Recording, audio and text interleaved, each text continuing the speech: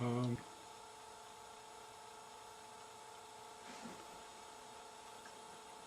we're rolling. All right, this is a home interview, New Hartford, New York. It is the 2nd of May, 2007, approximately 10:30 a.m. Interviewers are Mike Russert and Wayne Clark. Could you give me your full name, date of birth, and place of birth, please? John J. Schillo. The J is for Jerome, so most people call me Jerry. Okay. Born in Buffalo, May 4th, 1919. Coming up on your birthday. So tomorrow I will be 88 years old, and 88 has been a big part of my life. I was Scoutmaster of Boy Scout Troop 88 for 25 years. How I did it, I don't know. I gave 88 pints of blood to the Red Cross. As I say, 88's been a big part. Buffalo was a big part of me. Okay. I joined the National Guard in Buffalo on the advice of a friend who was home on leave from the Coast Guard. And he met me on the street and said, "Jerry, you better pick your branch of service because we're in a war right now." And he told me some brief stories of battling the German submarines in the North Atlantic. This was even before the war was declared. Oh, Mm-hmm.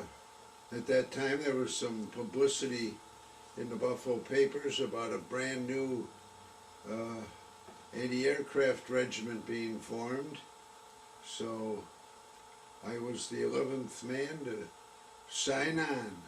Now, where were you? Which armory? We used the old 106th Field Artillery Armory down at, what street, Maston? Oh, Masson Avenue Armory, Yeah, yes. yeah. Yeah, the armory's still there. Well, Still open. good. So you were at the Maston Avenue Armory. Yep. Okay.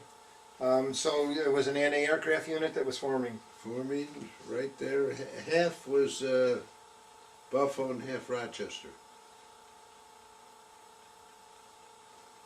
What was the unit? The 209th Okay. Coast Artillery. Where did you go for your training? Up at Camp Drum at the time? Oh no, no. We pulled out in February. I signed up in August, I think it was, and by February we were on our way. All National Guards had been called out for a year's training, and we went down to a place called Camp Stewart, Georgia, Okay. which was in the middle of a great big swamp. Now, did you go down there on a convoy, or did you? No, we went by train. Okay. Of course, we had a fire on the train and in the baggage car where the cooks were, and that took care of.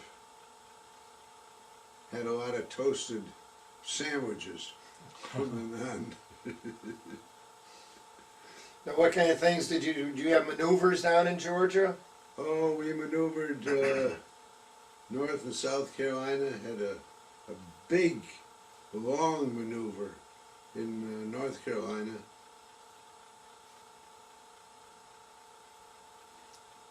Did you participate in, I think, what they call the Tennessee maneuvers still? No, no. Okay.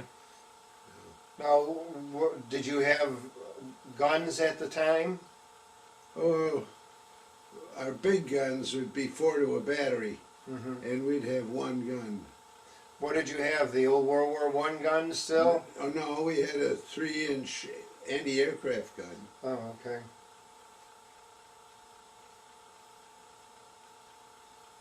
I don't think those were taken overseas. I'm sure they were replaced by the 90s. Now, what was your job? Were you an ammo handler, or? range Drove keeper. the kitchen truck for a while. Mm-hmm. Drove an ammunition truck for a while. Anything where they needed a guy with a big and tall and strong enough to handle that ammunition. That was a pain in the neck. 3-inch ammunition is it's a heavy load. Mm-hmm. What were some of the things you did while you were down there for the year? Besides maneuvering, what else did you do? Oh, distinct memories of driving at night with no lights through those low country roads, pulling into spaces to camp for the night and finding we were in the middle of a cemetery, caved in a lot of the graves because of the heavy trucks going over them. I don't think we made too many friends of the natives of the area. How did you get along with them being Southerners and all of you, most of you being Northerners? Well, I don't think that was ever really a problem. Mm-hmm. As long as you had money in your pocket and were going to buy a beer, Mm-hmm. that's all that counted. Mm-hmm. And if you, sometimes you'd break down and buy a round for the crowd, you were a big hero. Even if they did cuss you under their breath. Now, when did you come back from the maneuvers down there? We got back from maneuvers and immediately began breaking up for furloughs to go home for Christmas and New Year's. Now, what year was that? That was Pearl Harbor year. Oh, Okay, 41. We never forget that Sunday. All of a sudden everybody's coming out of the tent at noon. Where is Pearl Harbor? What is Pearl Harbor? Mm-hmm. It was amazing how long it took for somebody to finally say Pearl Harbor is in Hawaii. We had no idea. Mm-hmm. But it was amazing how quick the Army organized. We had a huge ammo dump on the camp property, and immediately they tripled the guard, which is a joke now. Of course, we were going to be bombed that afternoon, you know. Mm-hmm. That's the way they were figuring it out. But our A battery was a searchlight battery, and it seemed in no time flat. They moved in a train of coaches and flat cars. And of course, B battery B next to A battery, they called on us to help load all their equipment. And they pulled out of there about 9 o'clock at night for the West Coast. Last they were ever heard of. But, that was our induction into the big time and what was coming. We were trained to a degree, but not like what came later. Mm-hmm. Most of our training was simply going on hikes. We didn't have anything to really work with. Take 4 gun crews and only 1 gun. It's, yeah, you're wasting a lot of time. And that's what we did, waste time. Did you carry any sidearms at the? Oh yes, we were fully equipped. Would you have the 03s? 03s. Mm-hmm. And because I was a big guy, I got a BAR Oh. with all the extra gear that went with it. What did you think of the BAR? Did you like that as a weapon? I would have if I'd ever had a chance to fire it in action. Mm-hmm. I really like that baby.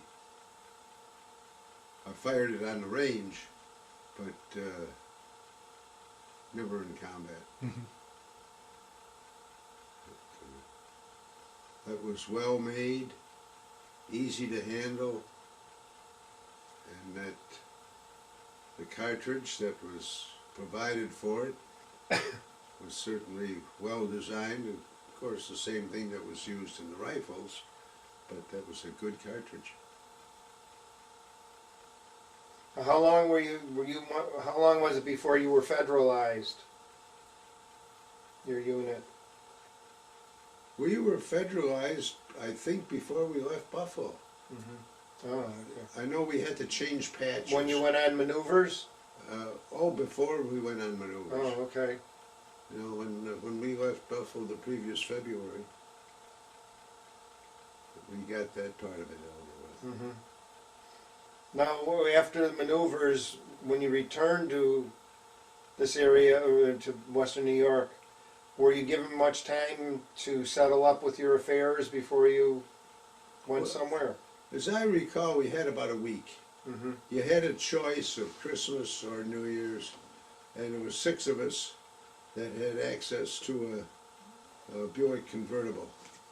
So we came home, the 6 of us in that, and as soon as we had our furlough and went back, didn't recognize the outfit. A good chunk of it picked up as a cadre and sent to Newfoundland. Yeah. Who the hell wanted to go to Newfoundland? Then we were talking about sending some of them to Northern Ireland. That didn't sound a hell of a lot better. So, we want to go into the next phase here? Yes. Sure.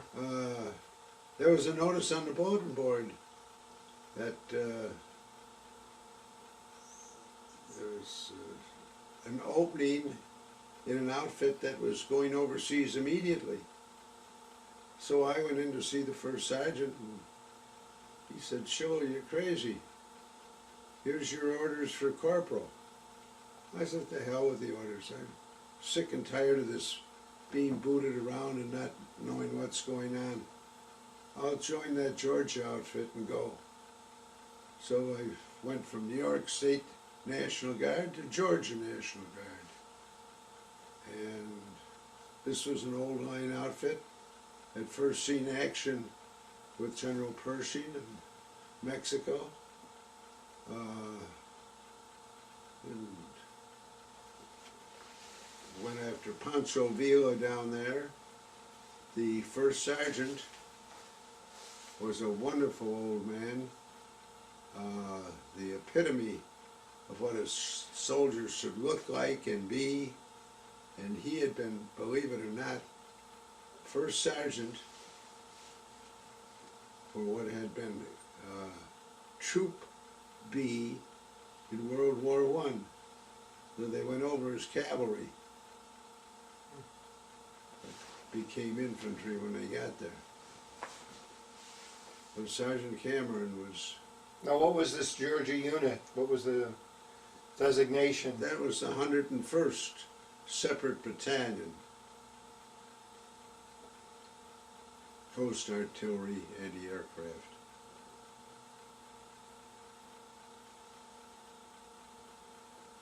Now, how were you accepted by them, being a northerner, most of them being Georgians? Not only a northerner, but I was a Catholic. And that was bad news, because every one of those fellows was what they call a hard shell Baptist. Or hard hull, not shell, hard hull Baptist. But if there was an extra detail, it seemed that I was always available. But, I quickly buddied up with a fellow from the New York 207th, and we sort of hung around together, and from then on made it all the way until he came back with a disability.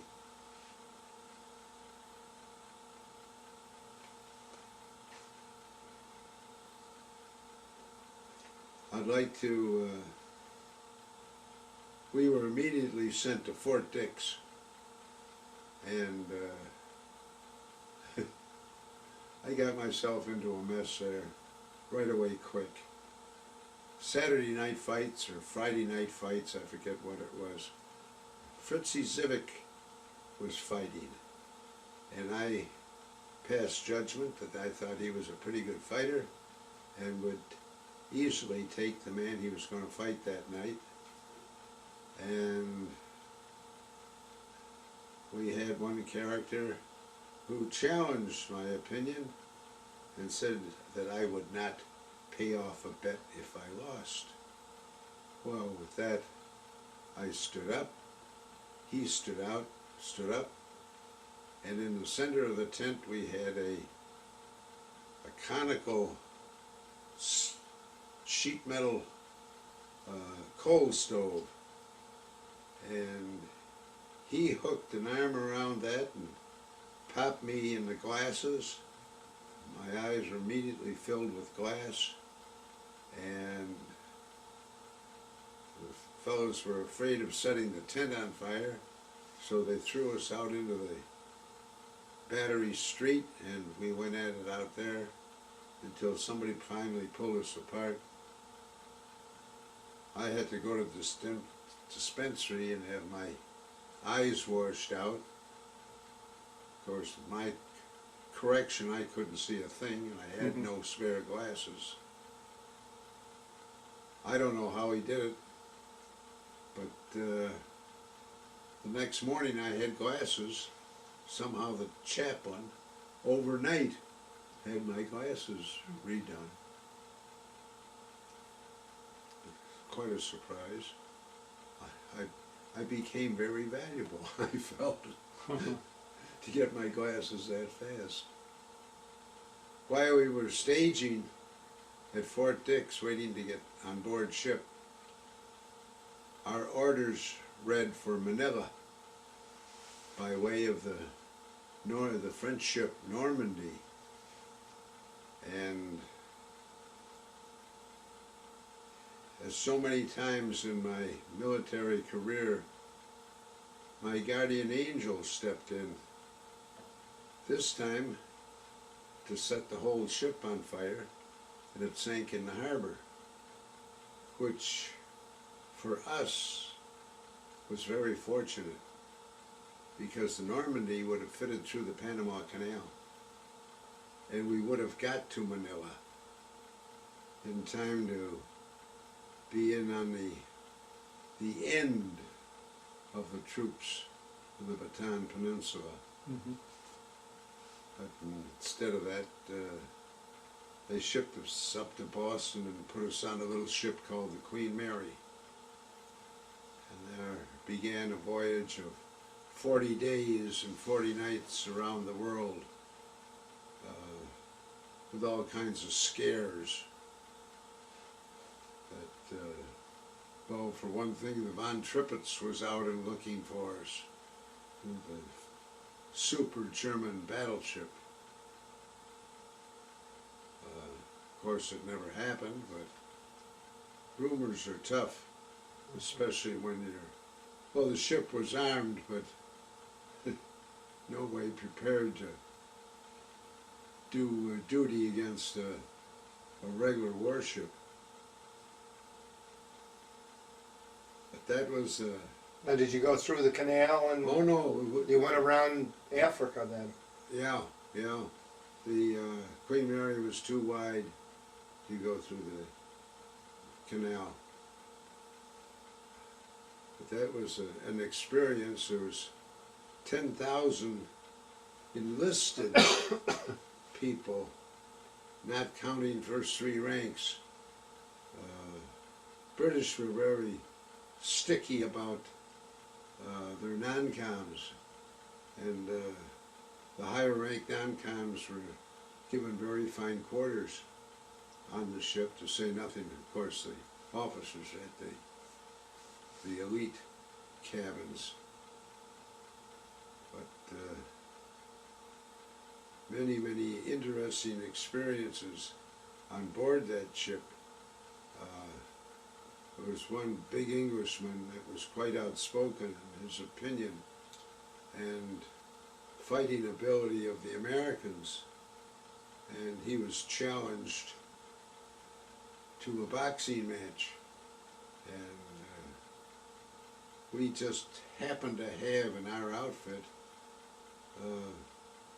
a local boy from Buffalo that was a pretty good professional fighter. And halfway through the third round, he decked that Englishman, I mean, flat out. He put him down, and we were pretty happy about that. Because the Englishman was a lot bigger than our boy. A couple classes heavier. Where did you land? We landed at night, in the middle of the night, in Sydney. And at that time we were carrying our A bag and our B bag, which were barracks bags, filled with overcoats, overshoes, all sorts of things like that, because we had been issued them before we got on board ship. And as we walked down the gangplank, you could hear the plop of those bee bags going over the side into the harbor. Then I think we were 3 or 4 days at a racetrack. Then we were put on a train and shipped up to Brisbane. Then by bus we went out to a town called Ipswich. And Ipswich had a little field, airfield, and they needed more anti-aircraft protection. So we were given the job of digging a hole and putting our .50 caliber, which was the only weapon we had, into the hole and sandbagging it. Well, you could take a pick and really swing it, and you just might knock out a hunk of clay the size of a baseball. I've never dug in anything quite like it. Oh, that was tough stuff. Well, all of a sudden my buddy and I are picked for MP duty in Ipswich. Well, that was a revelation. They'd given us a break. Well, that means we couldn't have a drink either. So our job was to go in the early afternoon, go to the station right away quick to meet the first train coming through, and make sure that no colored American soldiers got off the train. They were keeping the Ipswich white. Well, we never had much problem with that. Somebody would start to get off the train, we'd say, uh-oh, no thanks, buddy, stay on. That was it. But then we would close up the town, make sure the bars were all empty of our guys, and with the result that we never got a drink till the last night. Then we got a ride somehow into town, and we proceeded to enjoy the festivities of the town, and of course we got caught and were broken from privates down to yardbirds, which meant we had a reduction in pay from $30 a month down to $21, which was quite a come down. But then somebody informed the captain that he'd have to put us back up to privates or he couldn't take us into a combat zone. And we were going into a combat zone. So that only lasted for a few days before they put us on a Dutch ship that had a Javanese crew, that had a deck cargo of 500-pound bombs and drums of aviation gas. And we proceeded north to an island called New Guinea as an awful word, expendables. We were to fight a holding action, which we did. Now, how long were you in Australia? Had you been in Australia? Landed in New Guinea on my birthday, which was May 4th.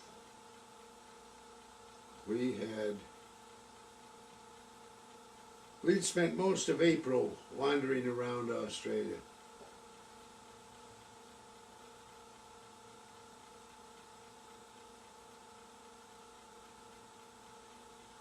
Because I had had a little bit of 3-inch gun experience and my buddy, we were put on the 4-inch gun that was on the stern of the Kramer, and we had a lieutenant colonel, and he came around and pointed out the field of fire that we had for this gun. He didn't know the damn thing wouldn't elevate over 16 degrees. And he was pointing up in the air like it was a regular anti-aircraft gun. But the gun had been made in England in 1898. We had something like 16 rounds of ammunition in the ready box. They said there was more in the magazine down in the hold somewhere, but nobody knew where. So we were our armed guard going through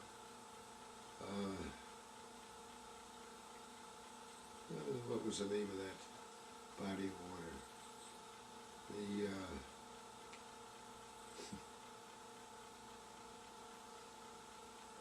The Midway, not the Battle of Midway was not the battle. It was the one before that. Coral Sea. Coral Sea, thank you, sir. Again, my guardian angel stepped in and protected us. One night, at the stern of the ship, there was a compass. And there was a little button on the side, so I flipped the button. Turned on all the running lights on the ship. We had a yacht sailing alongside us. It was being used by the Australian Coast Guard militia or something as our escort. Turn the bloody lights out or we'll blow you out of the water. Fun time. I turned those lights out and I skedoodled. Those Australians did not kid around.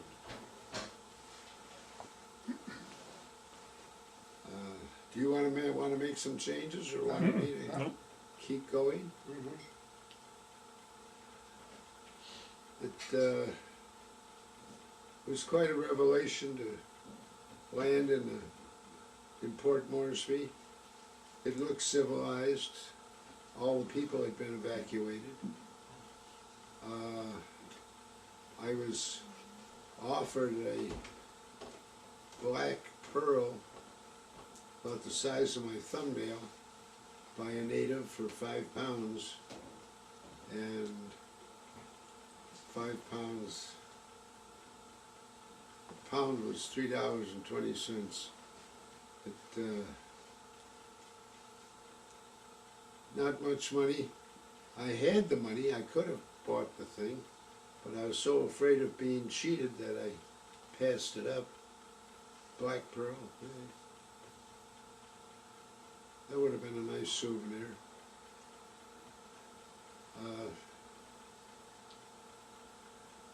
We were subjected to bombing twice a day. They'd come over at 11 o'clock, anywhere from 15 to 20 Japanese bombers. And then again, the same group, I believe they were the same ones, would come over around 2 o'clock in the afternoon. So we had established our camp in an area. We didn't have enough machine guns to go around, so our platoon was sort of a work platoon, a fill-in platoon.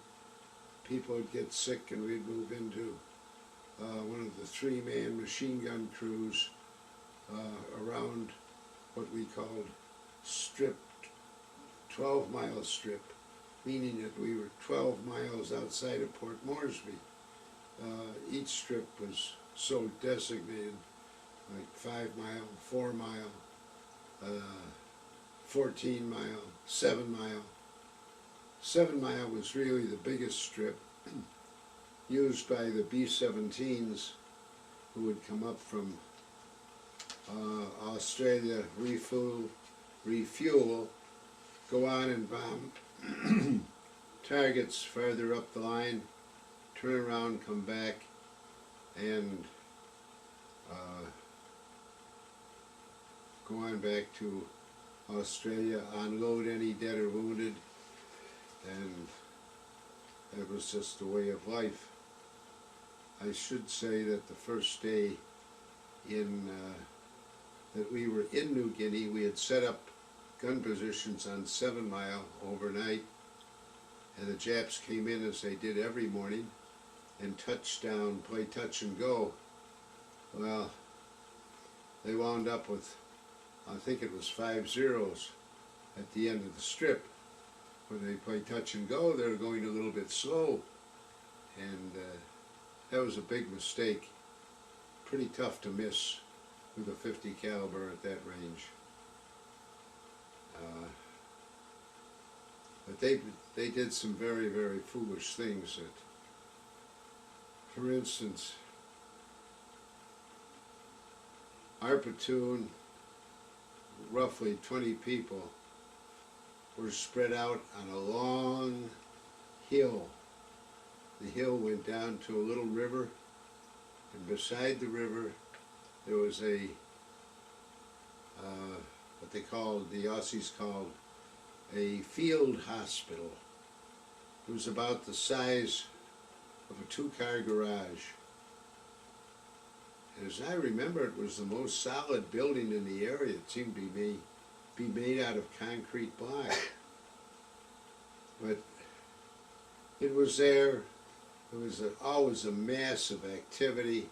I'd gone in a couple times for minor injuries to have dressed, and they'd pour some sulfa on you, wrap a bandage around you, and get the hell out. I think I missed out on a couple Purple Hearts because they would not even talk to you if you wanted any paperwork. They just would not do paperwork. You want a bandage? Great. They'd be glad to put it on. Well, this long slope which we were camped on, we had made a trail through the kunai grass, which was about chest high. There was a little mountain, little hill, and on the other side was 12-mile strip,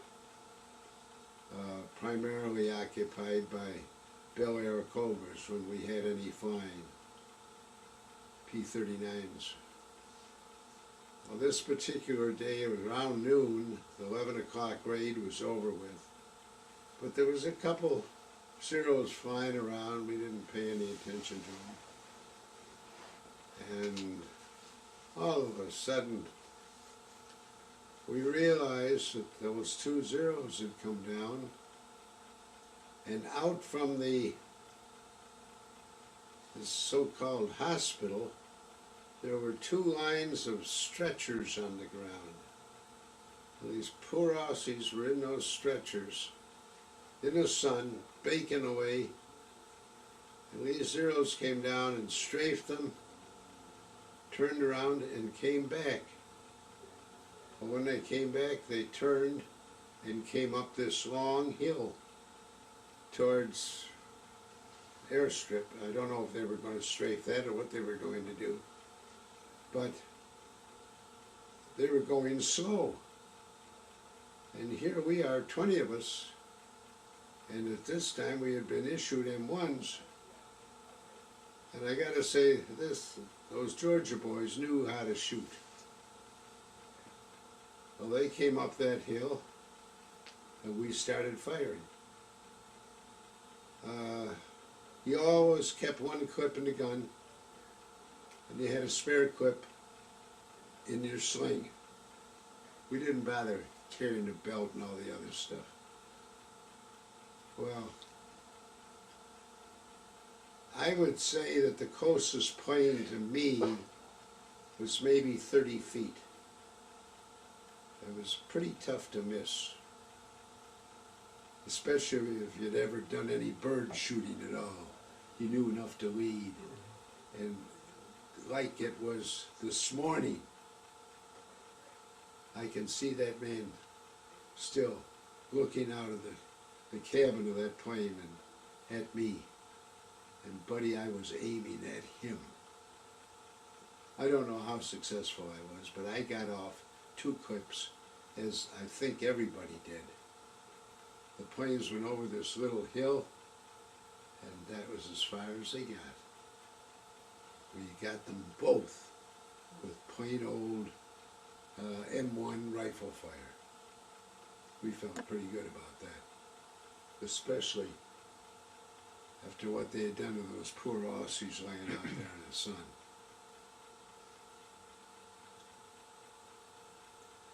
That sort of solidified, I think,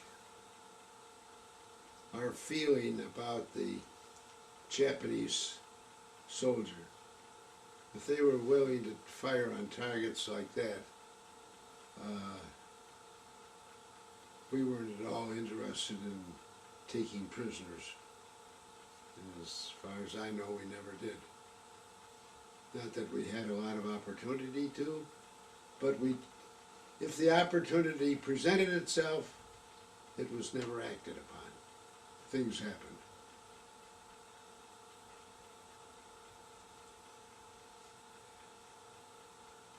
Those were tough times. We all had malaria. We were all sick. Our food was administered by the Australians.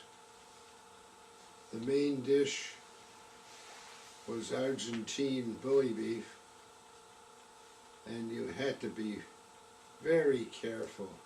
It's like our corned beef.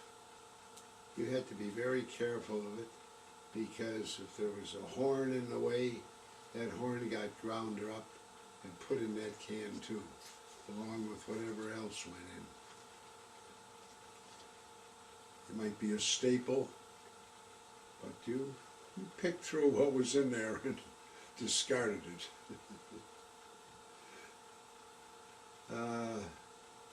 I know for a stretch there, we had nothing to eat for, I guess it was 2 weeks, except canned fruit cocktail. Well, I'm telling you, you can get tired of that in one hell of a hurry. I can still taste the cans today. I don't know how that fruit could pick up that metallic taste to a degree that I can remember it. That's what, 60-some years ago. Now, did you have your guns by this point, your battery? No, we were still down to machine guns and rifles. When did you finally get your anti-aircraft guns? It was some months, we were over there a number of months before we got the 40mm anti-aircraft gun and the single water-cooled 50 caliber to as backup on the dead end or the dead side of the 40mm. Of course, that involved on-the-job training, which we were glad to do. We learned early on, if we possibly could, to get Navy ammunition. The Army ammunition would self-destruct at 15,000 feet, but the Navy was good for 18,000, and that little bit, extra 3,000 feet, would sometimes help you reach a target that you couldn't make otherwise. And we were at a point where we wanted to fight back. And it was so frustrating to have ammunition that would not get us up quite far enough. Mm-hmm. We'd Now, see- why was the Army ammunition that way? Why did they have it where it's self-destructive? The naval ammunition was always better than Army ammunition. Even on the 50 calibers, you'd get a lot of shells that would not fire in the 50 calibers and take them apart, and there was nothing but red clay in where there was supposed to be powder. And that was quite disheartening. You'd be on target and have that happen was not good. I filled in one day and red alert came in, which means somebody had fired 3 shots. That was our warning system. And a fellow by the name of Pete Ellis was the gunner, and I forget whether I was the ammunition man or the water pump man. All of a sudden, down the airstrip came 2 Zeros, side by side, one a little bit behind the other, and when they got to our little hill, they went up almost straight. And there's an optical illusion. At a certain point, the plane appears to be standing still. And as I say, these Georgia boys could shoot. Well, Pete waited until that first plane got up to that point and poured in, I don't know how many rounds, into the engine. And you could see the pistons flying out and all the good stuff. And he just fell over. Did the same thing with the second plane. Dropped those 2 planes and did not use a half a drum of ammunition. And man, that's shooting. Fortunately, he did the whole thing without a single stoppage. Because by the time you clear the stoppage, it's over and done. Mm-hmm. Target's gone. But we gave those Japs a real surprise when things were right for us. We could handle ourselves. Then when we got the 40mm, well, again, that was a revelation to us and a revelation to the Japs, that we had a gun that would be intermediate, that would shoot beyond what the 50s would.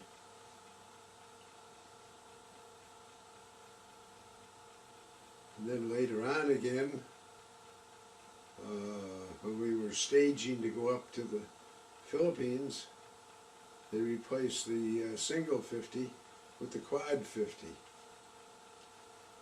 And that was fun going on the range with that. For a target, they used a unmanned aircraft. Big kid's toy thing that would fly around. But my gun crew was so good. In fact, we had been picked as an honor guard on the flagship of the convoy that brought us from New Guinea up to Manila. They only put one shell in each barrel of the 50 caliber, because my guys were knocking them down with just that one shot out of each barrel. It took hard work. It took hard work. But I was so proud of that crew. Man, they could shoot. How long were you on New Guinea? 30 months to the day. That's a long, long time. Now you said you had, most of your men had malaria, and you As also... far as I know, everybody had malaria. And we were deathly afraid of Blackwater typhus or Japanese river typhus. It was a type of typhus that the injections they gave us would not work. I got frustrated and volunteered to go on a mission with another outfit that was a airborne anti-aircraft outfit that had nothing but air-cooled 50s. But our personal weapons were Thompson submachine guns and a Webley 4.55, which was a English, what do they call them, horse pistols. A huge cannon of a thing that you had to put a clip around 3 shells, or the shells would go too far into the cylinder and wouldn't fire.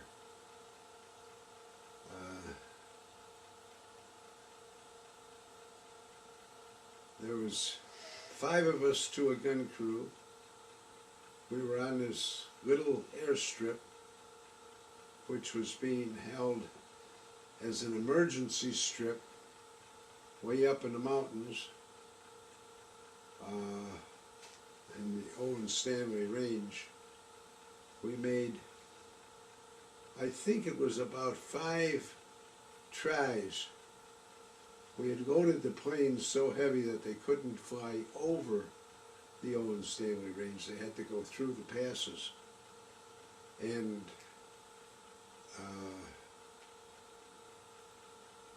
we were our own air cover. We were in the planes with a hole in the windows and no doors on them. So you'd have 2 guys, one on each side of the door with their submachine guns waiting for the Zeros to come by, and then others at the various holes. But we were spread out on this strip. And this one particular night was quite a moon. Down below us was the river, and in the river there were dredges, and the dredges would dig through the gravel and dump it there were cylinders where the stone was washed and separated by size, and then I don't know how it was separated further, but that was, the residue was gold dust, which was melted down and in clay crucibles and made poured into ingots. And this particular night, there's mountains of stone, and I am suddenly aware of people walking between two of these mounds. I'm on the 50, got my fingers on the butterfly triggers, and I know I can get 3, but how many have gone? How many are left? We're at the end of the line. If these are Japs, as I believe they were,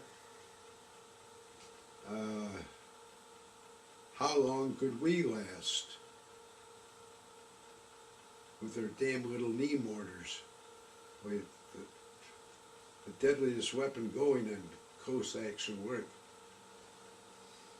I didn't fire. There was another 15 people went by. That would have been enough to handle us. I don't know to this day whether I should have fired or been the hero that I didn't. But we had quite a problem with that airstrip. It was all grass, and natives were out there constantly in a line with a piece of metal cutting the grass. And right behind them would be a flock of hawks coming down and grabbing the rats. Well, they never seemed to make a dent in them. And around our tents at night, we had drums that were about half filled with water, with a teeter-totter on it, with some bait. In the morning, the drum would be filled with dead rats up to a certain height, until they could jump on the bodies of the ones that were there and then jump out again. Say we killed 50 every night. No question. We always filled that 55-gallon drum with dead rats. We always. Each day we'd watch this lady come walking by in her grass skirt with a bag of rice over her shoulder, taking it to her man or men that were working on the grass cutting project. And she was very pregnant. You knew that her time was near. So finally she came by this one day. She had slimmed down quite a bit, and she had 2 bags. One had a baby in it, and the other had this big chunk of cooked rice.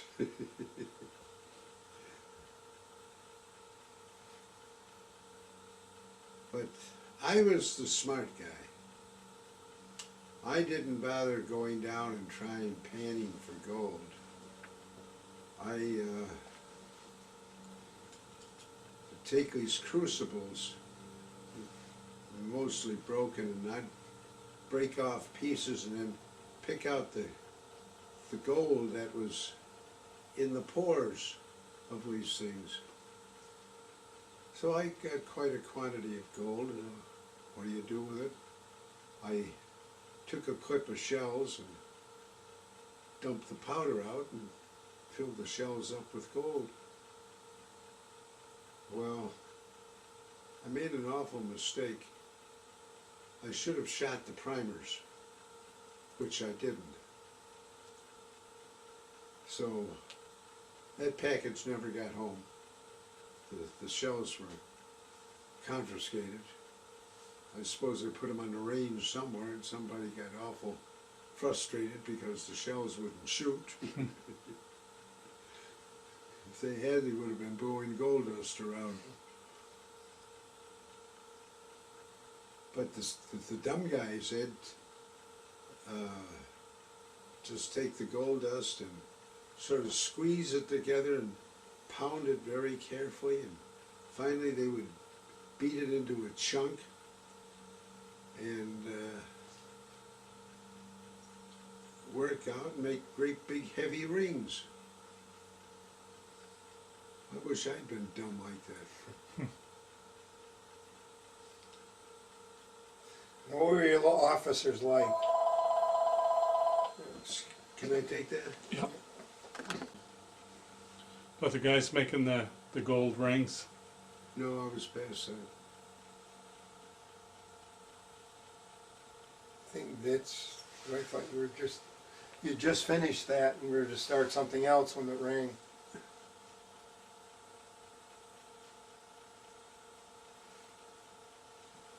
Well, this is a good time to empty my bladder.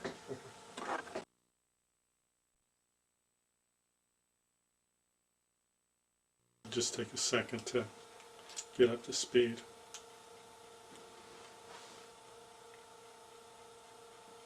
Okay, we're rolling on take 2. Okay, how are your officers? That was the question. Yes.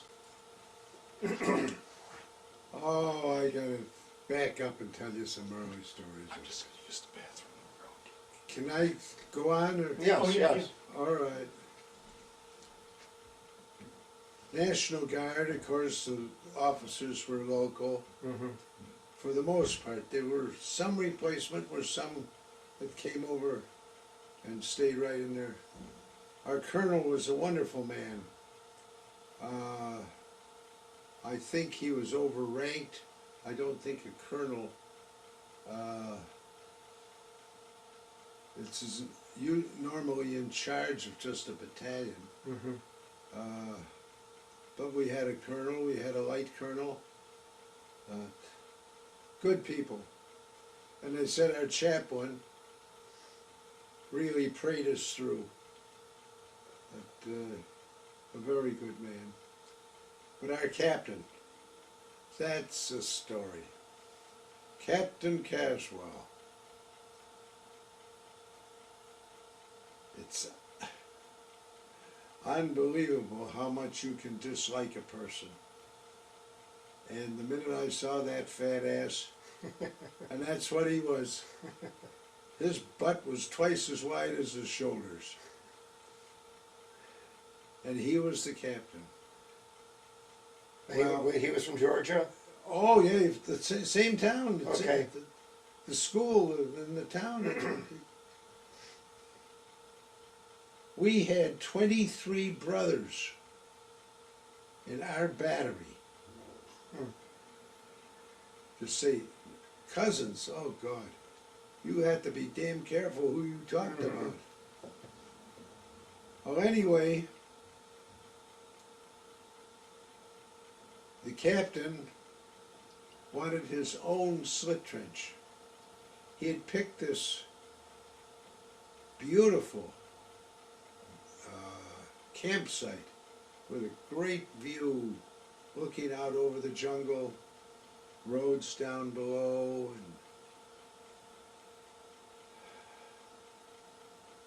but he had no hole.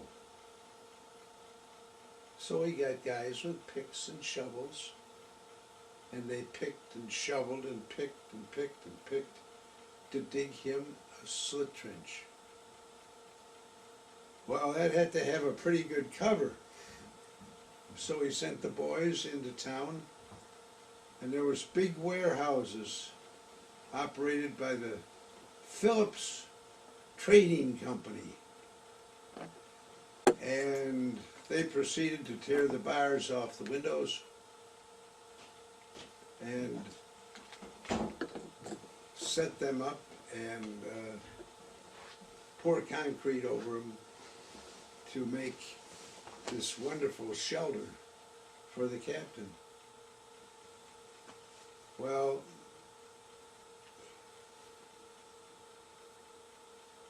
the captain, things were looking bad.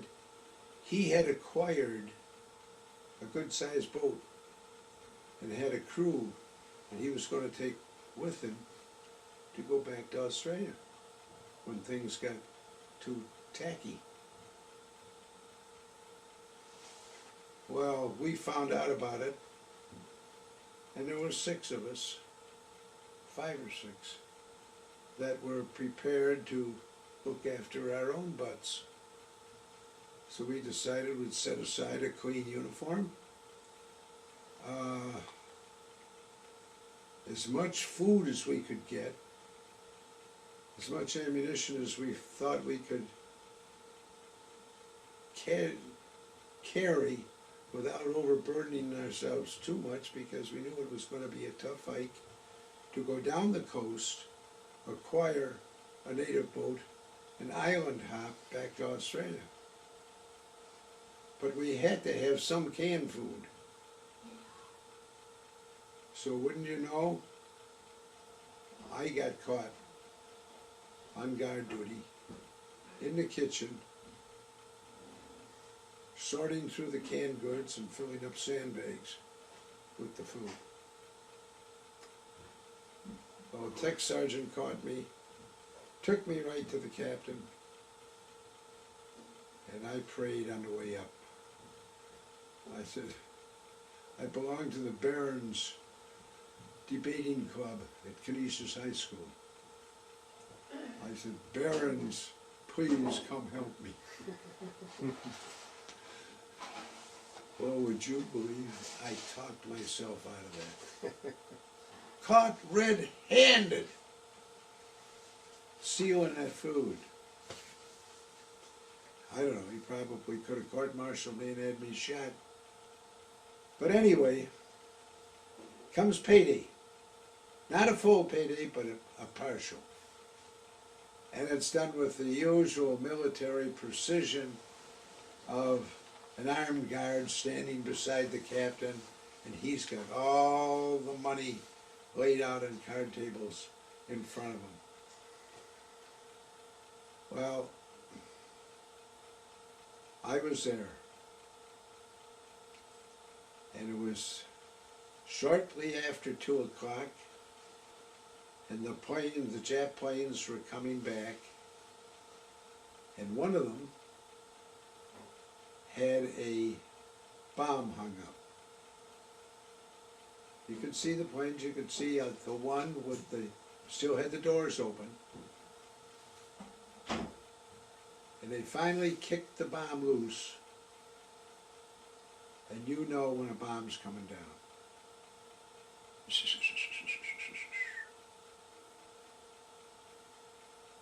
This campsite of the captain's was on sort of a knob of rock,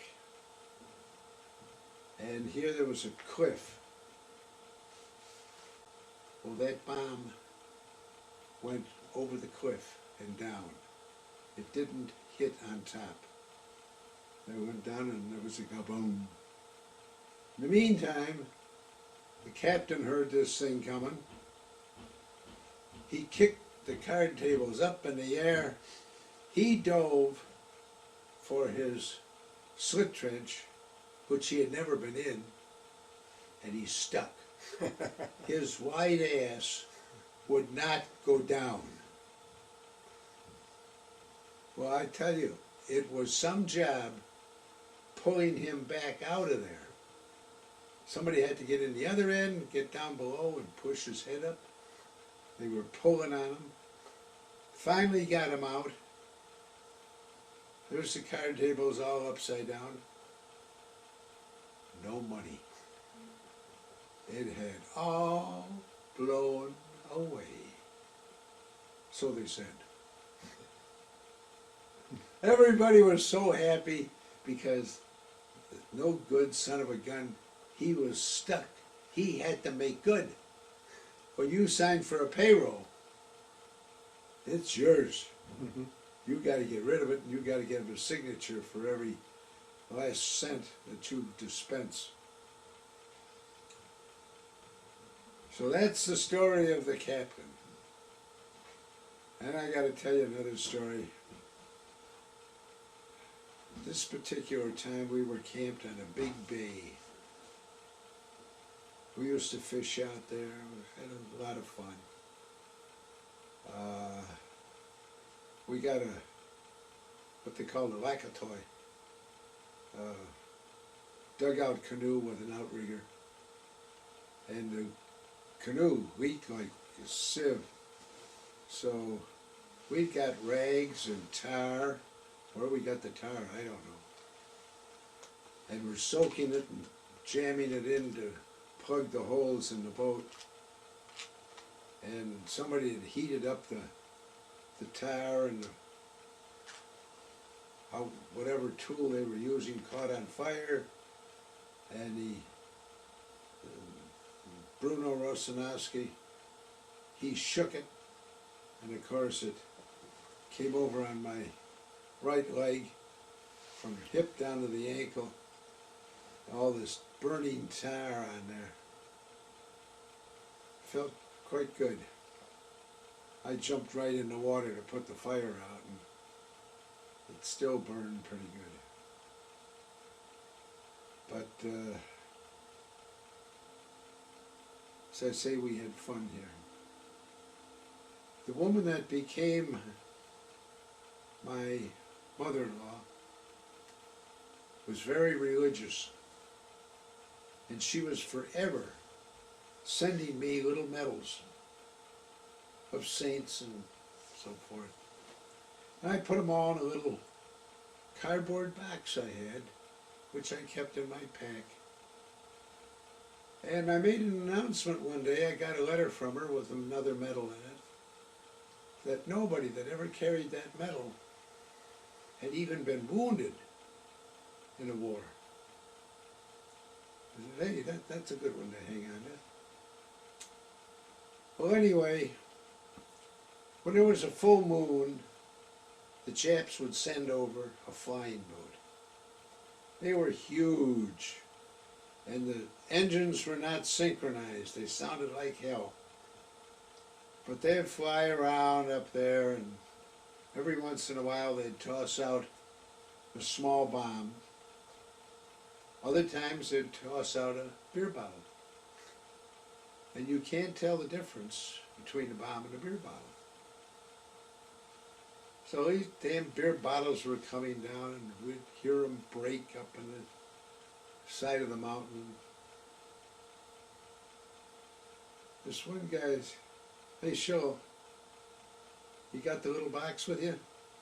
I said, no, it's in the tent. Don't you think you ought to have it? Those bombs are getting close. Oh, I said, I don't think so. I said, it's safe in there, and I'm safe here. I think I think we ought to have it.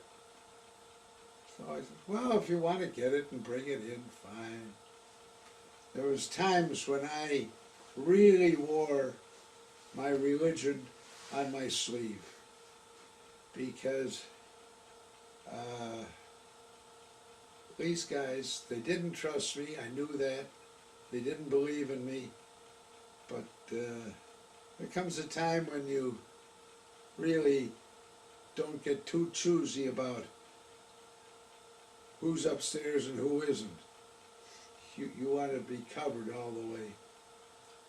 Well, he finally ran in and got the little box and brought it back. And oh, everybody felt so happy that we had the box. And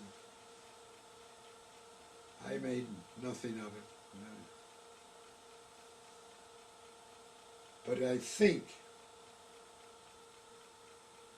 even though it hurt at times, I tried never to show any fear. I might have been scared to death, but I didn't let them know it, because I had my faith. Okay. Now, where'd you go after New Guinea? Philippines. But I got to tell you one more story about New Guinea. We had a gun position that was out on a peninsula, and if there had been an invasion, we would have been number uno to be in action. It was a hell of a way out. But I had a date, and I can't remember why I was supposed to be at a battery headquarters, because I never went to battery headquarters. That was just trouble. It just wasn't the right thing to do. Anyway, we had made a road through the swamp, and that was an operation. And the road came up to sort of a main road, which ran along 3-mile strip. We were now 3 miles from Fort Moresby to our headquarters down past the end of the strip. I was dressed in my usual uniform of shorts, shoes, socks,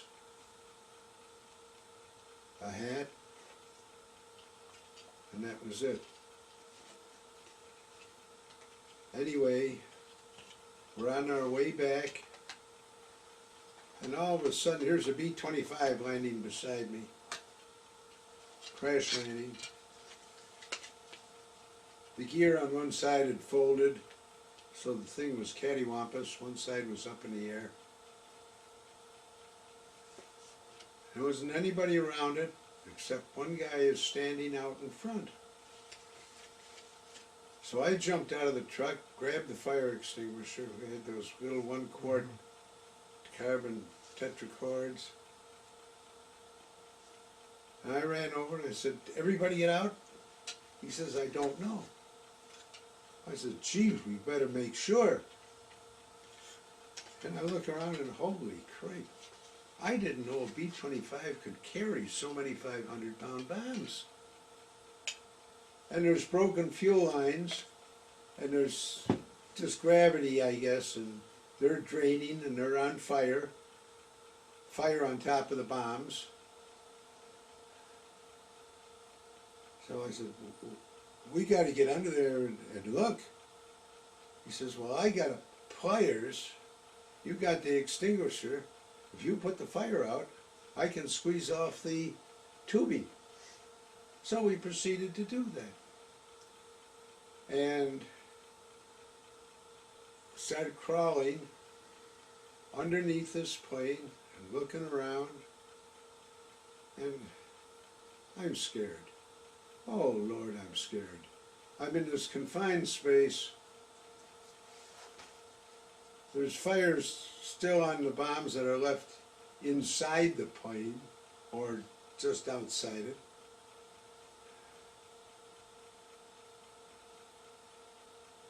I don't mind in closed places. I've been in caves and so forth.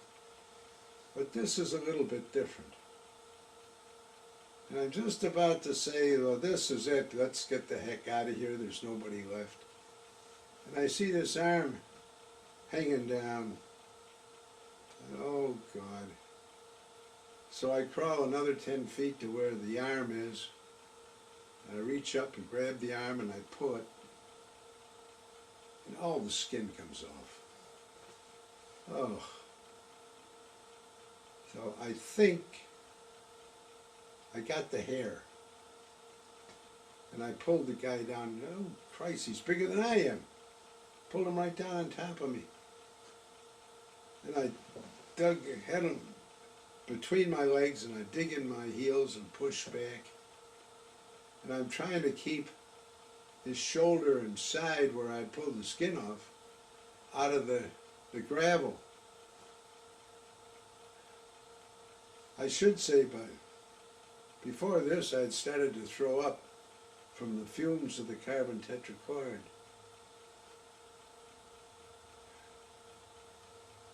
Finally get him outside, and I don't remember what happened. Somebody must have taken him off our hands. I don't know what happened to the guy that was with me. He sort of just disappeared.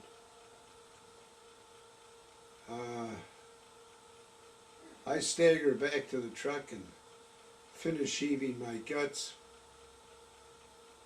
and drive back to our gun site.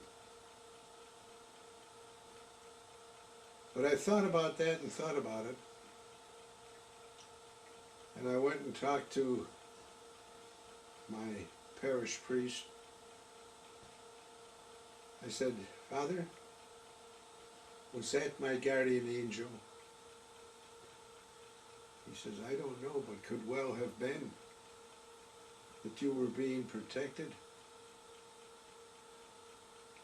Yeah, I said, "But where did I get the guts to go into that situation?" I said, I'm not that kind of guy." He said, "You are that kind of guy." He said, "There was a demand there that you do what you had to do to try and save a soul." He said, "You did."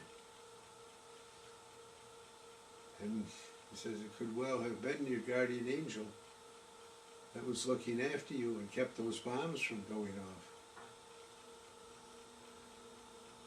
So I felt, your job in war is to kill the enemy.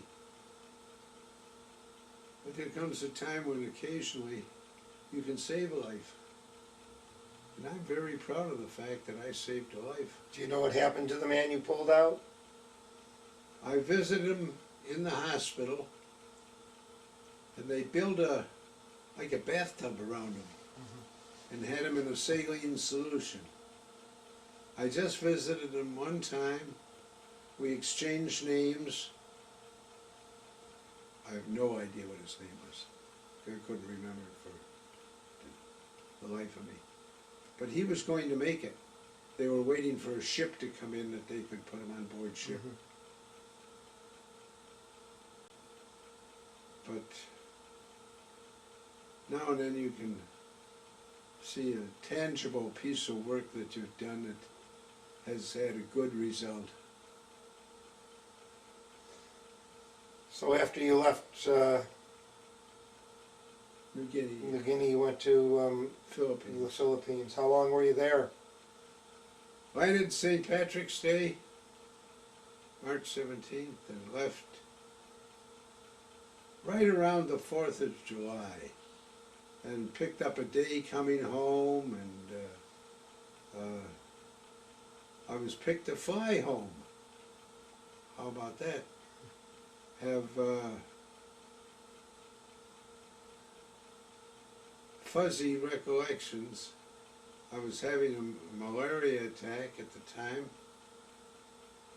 and the buddies that were on the same flights, they were looking after me. At no time did they want to give me up to any kind of medical authority. Be buried in a hospital someplace out west. And I should say that we got into San Francisco, Hamilton Field, just about daybreak, and I was sitting there happy as a clam, and I suddenly realized that, geez, I've been gone 3.5 years. Someplace ahead of this plane is dry land. Well, I don't know about the plane, but I'm going to make that. I put one hand on the ring of my life jacket, the other on the door to go out on the wing. I said, "Go on down, you son of a gun. I'm going to get out of here, and I'm going to swim the rest of the way." So that's the way landed in San Francisco. We all went to a barber shop right away, and oh my God, I never had such treatment in my life. Headed into town, and the first place we came, shot in the beer. Well, the minute I had that shot, I'm out. They take me back, the malaria comes on. I could not take hard liquor for a long time. I would break right out in a malaria attack. I'd say to my wife, "What's the matter with the lights?" And she'd say, "Oh, shit." She knew that was a sign that it was affecting me, that I had to get to bed, because in no time at all I'd be sweating and having a bad time. But really, most of the trip across the states, coming home, I'm in a fog.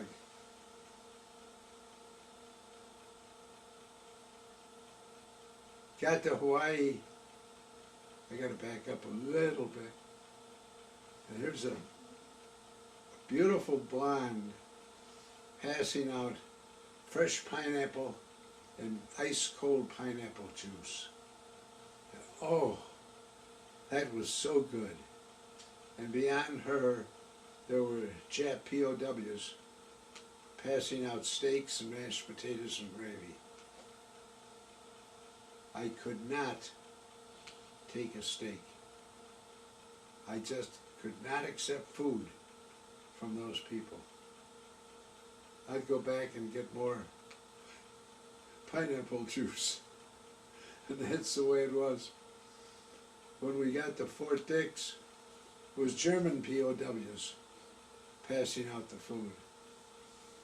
And I had a long talk with myself, convinced myself that, hey, these guys have been doing this for day after day after day. Nobody's dropped dead yet. Get in line and get your food. It's funny. You just can't turn things off and on.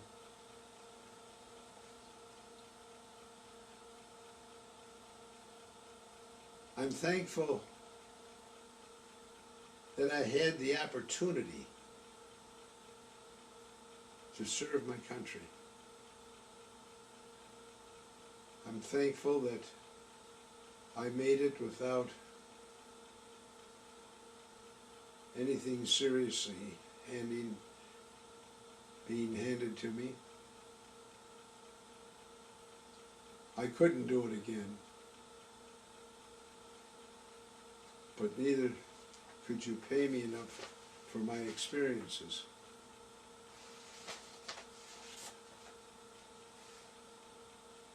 I enjoyed my time in service.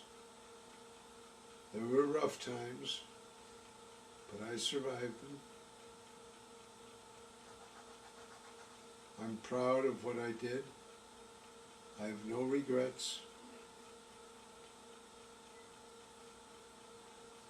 I'd like to know a little bit more about my guardian angel, because sure did a job on me.